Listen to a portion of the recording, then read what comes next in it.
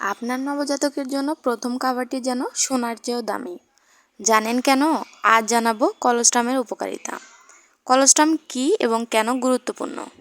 Colostrum কী এবং কেন গুরুত্বপূর্ণ? কলোস্ট্রাম হলো মায়ের বুকের প্রথম দুধ, যা জন্মের পর প্রথম 2 থেকে 3 দিনে নিঃসরিত হয়। এটি গাঢ় হলুদ বা সোনালী রঙের হয় এবং শিশুর প্রাকৃতিক ভ্যাকসিন হিসেবে কাজ করে। এতে প্রচুর আইজিএল, ল্যাক্টোফেরিন ও অ্যান্টিবডি থাকে, যা শিশুকে সংরক্ষণ থেকে সেভ করে। এটি নবজাতকের অপুষ্ট গ্যাস্ট্রোইন্টেস্টাইনাল ট্র্যাক্ট গড়ে তুলতে সাহায্য করে।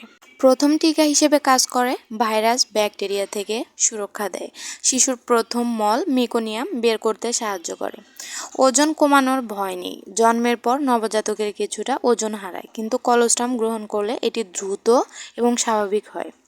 তাই মায়েরা নবজাতকের প্রথম 1 ঘন্টার মধ্যে কলোস্ট্রাম দিন এবং ওর সুস্থ ভবিষ্যৎ নিশ্চিত করুন। যদি ভিডিও ভালো লাগে লাইক করবেন, শেয়ার করবেন এবং নতুন মায়েদের সাহায্য করবেন। আপনার নবজাতকের জন্য প্রথম খাবারটি যেন সোনার চেয়েও দামি। জানেন কেন? আজ